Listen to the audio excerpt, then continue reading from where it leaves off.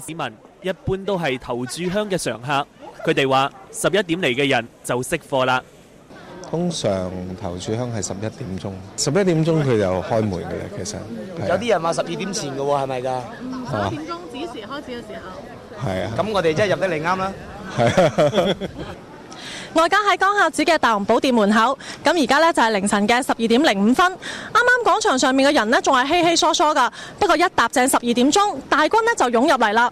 為咗限制人流，所以而家大雄寶殿呢係唔可以進入㗎，大家都只能夠喺外邊上香，所以而家成個廣場都人頭湧湧，香火鼎盛。舊年除夕從晚上11點到年初一下晝5點期間，一共有20萬市民嚟光孝寺上香。今年睇個勢，應該都唔會輸蝕啦。新嘅一年身體健康嚇，個個都心想事成，成年個個進步。財源廣進，世界和平嚇，身體健康。大軍當中有唔少人都係一家大細嚟嘅，不過我哋發現今年亦都有唔少後生仔成群結隊嚟上香噃。我今年高2，呢幾年都有。人咁多，自然就要辛苦清香火嘅工作人員啦。呢種手推車，單係今晚就要裝近100車啦。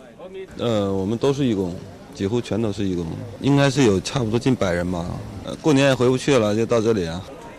有人辛苦，有人就燒到4萬咁口。琴晚光孝路、正惠路嘅香燭店全部通宵營業，大發新年財。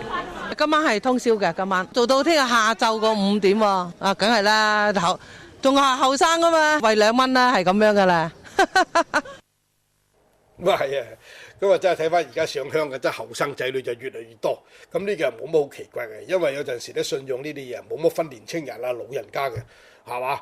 咁啊其實佢係咩呢？如果有一個人有啲信仰嘅話呢，佢可以淨化我哋嘅人生，增加我哋嘅智慧，培養一個正確嘅人生觀啊！最後呢，就導致人際關係變得和諧，家庭變得和睦，工作上有樂觀進取，自然就會有好報應啦。你嗰啲咁嘅造假、犯假、貪污受賄、見死不救、陷害人，呢冚唪唥就缺乏信仰所致。嗱，新年係最講意頭啊！有人連夜燒頭炷香祈福，亦都有人喺日頭先去出動，一家大細去到廣州嘅蓮花山嚟祈福啊，去遊玩啊咁。嗱，我哋記者喺廣州去蓮花山，一嚟一回就使咗6個鐘頭，認真誇張。睇睇收視記者顧明嘅報道。